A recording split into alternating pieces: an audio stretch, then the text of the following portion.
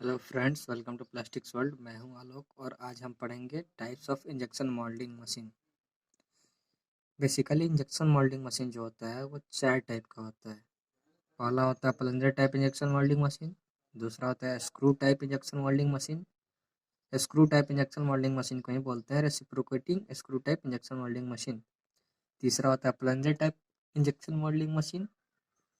Plunger injection moulding machine जिसमें दो plunger एक साथ अटैच होते हैं। और चौथा होता है screw plunger injection moulding machine जिसमें एक स्क्रू और एक प्लंजर एक साथ अटैच होते हैं। ठीक है, तो आइए एक एक करके देखते हैं हम चारों इंजेक्शन मोल्डिंग मशीन के बारे में। ठीक है, पहला है plunger type injection moulding machine. ये available in horizontal and vertical type and operated pneumatically and hydraulically. ठीक है, जो ये plunger type injection moulding machine तो है वो हॉरिजॉन्टल और वर्टिकल दोनों शेप में अवेलेबल होता है, दोनों प्रकार से अवेलेबल होता है। ठीक है, और जो ऑपरेटिंग सिस्टम उसका होता है या तो न्यूमेटिकली होता है या हाइड्रोलिकली होता है। ठीक है, क्लैंपिंग में भी सेमी और ऑटोमेटिक, इसमें जो क्लैंपिंग होता है वो सेमी ऑटोमेटिक होता है या फिर ऑटोमेटिक होता है।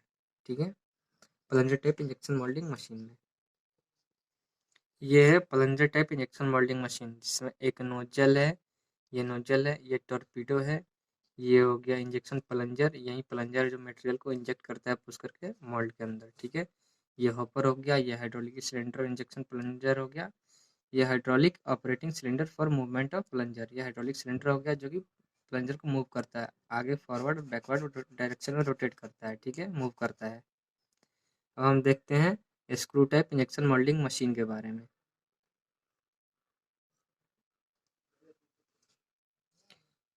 Screw type injection moulding machine या फिर reciprocating screw type injection moulding machine, इसका डेफिनेशन देखते हैं। The screw type injection moulding machine consist of a hopper, a reciprocating screw and barrel assembly that an injection nozzle. ठीक है, जो screw type injection moulding machine होता है वो एक रेसिप्रोकेटिंग स्क्रू, बैरल का पूरा असेंबली और एक इंजेक्शन नोजल पूरा असेंबल रहता है उसके साथ। ठीक है, this system contains the transport the plastic as it progresses through the feeding, compression, degaging, melting, injection and packing stage. मतलब जो मटेरियल का उसमें जो मटेरियल ट्रांसफर का जो स्टेज होता है वो पहले फीड जोन के थ्रू कंप्रेशन जोन में जाता है, फिर डिगेजिंग होता है, फिर मेल्ट करता है, फिर इंजेक्शन और पैकिंग होता है। ठीक है, उसका इतने सारे स्टेज के थ्रू उस मशीन से मटेरियल जो है वो गुजरता है। उसके बाद देखते हैं a single screw injection welding machine for thermoplastic showing the plasticising screw. ठीक है, जो होता है single screw injection welding machine जो होता है वो एक प्लास्टिसाइजिंग स्क्रू, एक बैरल, बैंड हीटर, फिर हीटेड बैरल और स्टेशनरी प्लेटिंग और मूवेबल प्लेटिंग के साथ असेंबल होता है। हाँ, तो ये है single stage screw injection moulding machine या फिर reciprocating screw injection moulding machine. इसमें क्या है, ये जो स्क्रू लगा है इसको रेसिप्रोकेटिंग स्क्रू बोलते हैं। ये हॉपर हो गया, ये फीड जोन हो गया, ड्राइव यूनिट, इंजेक्शन सिलेंडर हो गया, ये ट्रेवल लिमिट स्विचेज हो गए, ये कैरिज हो गया, ये कैरिज सिलेंडर हो गया, बैंड हीटर्स हो गए। ये जो हीटर्स है छोटे छोटे, ये बैंड हीटर्स होते हैं जो बैरल के ऊपर कवर किए रहते हैं। ये चेक वाल्व हो गया या नॉन रिटर्न वाल्व, एनआरवी बोलते हैं, इसके बारे में हम आगे के वीडियोज में देखेंगे। ये बैरल हो गया पूरा, ये मोल्ड का प्लेट हो गया, ये फिक्स प्लेट हो गया, ये नोजल हो गया जिसका थ्रू मटेरियल बाहर निकलता है, reciprocating screw, hopper, feed throat, drive unit. ठीक है, इसमें क्या मैं बताया था, ये जो मशीन होता है ये एक reciprocating screw, feed zone, metering zone, फिर बैरल के साथ हीटर का असेंबली और एक नोजल होता है इस मशीन में। ठीक है, तो अब हम देखते हैं नेक्स्ट जो है इसका क्या क्या एडवांटेजेस है। ये देखते हैं उसके क्या क्या एडवांटेजेस हैं। Melt temperature consistency and homogeneous melt, जो मेल्टिंग का जो टेम्परेचर होता है वो कॉन्सिस्ट रहता है। ठीक है, और जो मेल्ट का जो होता है वो पॉलीमर जो मेल्ट करता है वो बहुत अच्छे से होमोजेनियस मिक्सिंग होता है उसका। ठीक है, हाई प्रोडक्शन रेट, उसका स्क्रू टाइप जो इंजेक्शन मोल्डिंग मशीन है रेसिप्रोकेटिंग स्क्रू, उसका जो प्रोडक्शन रेट है वो काफ़ी हाई होता है। ठीक है, mixing efficiency of the screw is more as compare to the plunger type machine. Plunger type machine से जो इसका मिक्सिंग कैपेसिटी है वो screw type injection moulding machine का वो काफ़ी बढ़िया है। ठीक है, क्योंकि प्लंजर में तो ऐसे ही एक प्लंजर होता है, ठीक है, जो पुश करता है, बट स्क्रू है जो ऐसे रोटेट होता है। ठीक है, रोटेट होकर मटेरियल को वो मोल्ड में फिल करता है, इंजेक्ट करता है, जिसके थ्रू उसका जो एफिशिएंसी और मिक्सिंग का वो काफ़ी अच्छा होता है, ठीक है।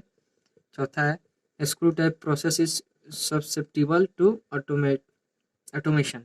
इसमें जो क्या है, हम लोग कुछ ऑटोमेशन भी कर सकते हैं, जैसे कि रोबोटिक वोबोटिक यूज कर सकते हैं, ठीक है। फिर है different colour surface and finishes. इसमें जो है हम लोग को अच्छा सा फिनिशिंग मिलता है और बहुत मल्टी कलर का हम लोग प्रोडक्ट बना सकते हैं। Close dimensional tolerance can be maintained. इसमें जो होता है डायमेंशन के साथ जो टॉलरेंस होता है, मतलब छोटा से छोटा पार्ट में हम लोग 0 0 टॉलरेंस पे मैन्युफैक्चर कर सकते हैं, ठीक है। अब हम देखेंगे plunger plunger injection moulding machine, जिसमें क्या होता है कि दो प्लंजर एक साथ अटैच रहते हैं, ठीक है। तो उसके बारे में हम देखेंगे अब। ये plunger plunger injection moulding machine जो है, जैसे जैसे प्लास्टिक इंडस्ट्री का डेवलपमेंट हुआ, वैसे वैसे हम लोग को कुछ नया नया इन्वेंशन देखने को मिला, ठीक है। तो पहले हमने देखा था प्लंजर इंजेक्शन मोल्डिंग मशीन, जिसमें एक ही प्लंजर था। उसके बाद क्या हुआ, एक प्लंजर के साथ टॉप में एक और प्लंजर अटैच कर दिया गया, जिससे कि क्या होता है, जो पहला जो प्लंजर वाला है यूनिट, ठीक है, पहले हम इमेज देखते हैं फिर हम आपको बताते हैं। ये जो पहला प्लंजर है, ठीक है, ये फर्स्ट हो गया एक प्लंजर, ये दूसरा प्लंजर ऊपर से इसका अटैच रहता है, ठीक है। मशीन सब सेम रहता है, बस एक और इसमें एडिशनल प्लंजर अटैच कर दिया जाता है। ये जो प्लंजर है वो शूटिंग का काम करता है, मतलब वो मटेरियल को शूट करके यहाँ फिल करता है। फिर ये दूसरा प्लंजर जो है वो इंजेक्ट करता है मोल्ड में, ठीक है। प्रोसेस तो आप समझ गए होंगे दो प्लंजर का क्या काम है। ये शूटिंग करके लाता है और ये मोल्ड में फिल कर देता है, इंजेक्ट कर देता है, ठीक है। अब इसमें जो होता है वो एक के टॉप पे दूसरा माउंटेड किया रहता है, ठीक है। अब हम देखते हैं इसके क्या क्या एडवांटेजेज हैं। ये जो होता है कन्वेंशनल मशीन जो होता है, मतलब सिंगल प्लंजर मशीन, उससे ज़्यादा फास्ट काम करता है, ठीक है। No pressure loss in compacting the granule. Granule को कॉम्पैक्ट करने मतलब मेल्ट करने में इसमें जो प्रेशर का लॉस इसमें नहीं होता है, ठीक है। Allows large part with more projected area. इसमें बड़ा से बड़ा पार्ट हम बना सकते हैं, ठीक है। जिसका प्रोजेक्टेड एरिया जिसका बड़ा बड़ा होता है, जिसका वो बड़ा से बड़ा पार्ट हम इसमें मैन्युफैक्चर कर सकते हैं, ठीक है। Better software control is possible. इसमें का इसका जो सॉफ्टवेयर होता है मटेरियल का, मशीन का जो सॉफ्टवेयर होता है, वो हम इसमें अच्छे से कंट्रोल कर सकते हैं और वो इस मशीन में पॉसिबल है, ठीक है। साथ ही साथ इसका एक एडवांटेज भी क्या है कि extra construction for pre plasticising so cost is more.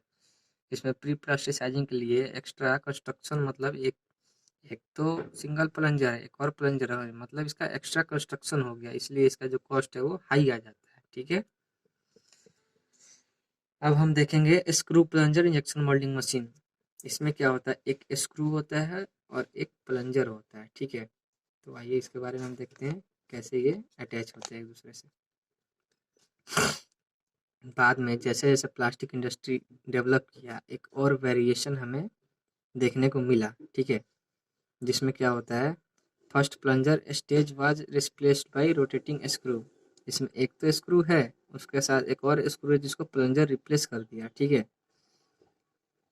अब क्या होता है, in this case the action of the screw serves to work as melt the resin and feed into the second plunger with where the injection ram forces forward into mould. मतलब इसमें क्या है, जो screw होता है वो rotate करके material plasticize करता है, प्लास्टिसाइज करके वो ला के इसके माउस पर देता है, फिर प्लंजर जो है पुश करके इंजेक्ट करता है, ठीक है। पहले फिर हम डायग्राम देखते हैं, इसका डायग्राम कैसा है। देखिए, ये है screw plunger type injection moulding machine. ये स्क्रू है, इसमें मटेरियल डालेंगे, ये स्क्रू प्लास्टिसाइज करके मटेरियल को लाके यहाँ एक्यूमुलेट करेगा, जमा करेगा, और ये प्लंजर जो है ये फोर्स करके पुश करके मटेरियल को मोल्ड में इंसर्ट करेगा, ठीक है। तो इसको हम बोलते हैं screw plunger type injection moulding machine. इसका एडवांटेजेस क्या क्या है, इसमें जो मिक्सिंग का जो है बेटर, बहुत बढ़िया से मिक्सिंग होता है, और शेयरिंग जो होता है हीट का वो सब जगह बढ़िया से शेयरिंग होता है, एक जगह बराबर होता है, ठीक है। फिर से इसमें क्या है, स्टीपर फ्लो का जो रेंज है, इसमें जो फ्लो का जो रेंज है, स्टीपर फ्लो होता है इसमें, वो बहुत बढ़िया है, और बहुत ज़्यादा रेंज का हमें मिल जाएगा फ्लो इसमें, ठीक है। हीट सेंसिटिव मटेरियल, हम इस मशीन में हम हीट सेंसिटिव मटेरियल अच्छे से यूज कर सकते हैं और फ्लुएंटली मशीन में यूज करते हैं। कलर चेंज भी हम इसमें बहुत कम टाइम में कर सकते हैं। चौथा एडवांटेज है, बहुत कम देर में हम इसमें कलर चेंज कर सकते हैं, ठीक है। जैसे एक कलर इसमें है, दूसरा कलर इसमें है। वो एक कलर आप इसे इंजेक्ट कर दिए, फिर दूसरा कलर यहाँ से इंजेक्ट कर दिए, तो कितना कम टाइम लगेगा 2 कलर इंजेक्ट करने में। तो हम इसमें क्या है, मल्टी कलर हम बहुत कम टाइम में चेंज कर सकते हैं। उसके बाद इसका जो मोल्डेड प्रोडक्ट होता है उसमें जो ओरिएंटेशन होता है, मतलब या फिर स्ट्रेस होता है, बहुत कम होता है, क्योंकि मॉलिक्यूल का जो ओरिएंटेशन होता है काफ़ी बढ़िया होता है। ठीक। अब हम इसका डिसएडवांटेज देखते हैं। Longer cycle time than reciprocating screw type injection moulding machine. अब सिंगल स्क्रू है तो जाहिर सा बात है कम टाइम लेगा, लेकिन ये एक स्क्रू और एक प्लंजर टाइप मशीन है तो ये ज़्यादा टाइम लेगा, तो इसका साइकिल टाइम जो है वो उससे ज़्यादा होता है। फिर दूसरा है डिफ़िकल्ट टू क्लीन, मतलब कि इसमें कंस्ट्रक्शन कुछ ज़्यादा है, 2-2 यूनिट एक साथ अटैच है, इसके लिए इसको साफ़ करने में थोड़ा परेशानी होता है। More difficult to process setup, इसमें फिर से वही चीज़ है, 2-2 यूनिट एक साथ अटैच है, दोनों का प्रोसेस सेट करना है तो थोड़ा-सा कठिनाई होता है, यहीं बस इसका डिसएडवांटेजेज़ है। ठीक है फ्रेंड्स, तो देखते रहिए प्लास्टिक शॉट, मिलते हैं नेक्स्ट वीडियो में, तब तक के लिए थैंक यू, धन्यवाद।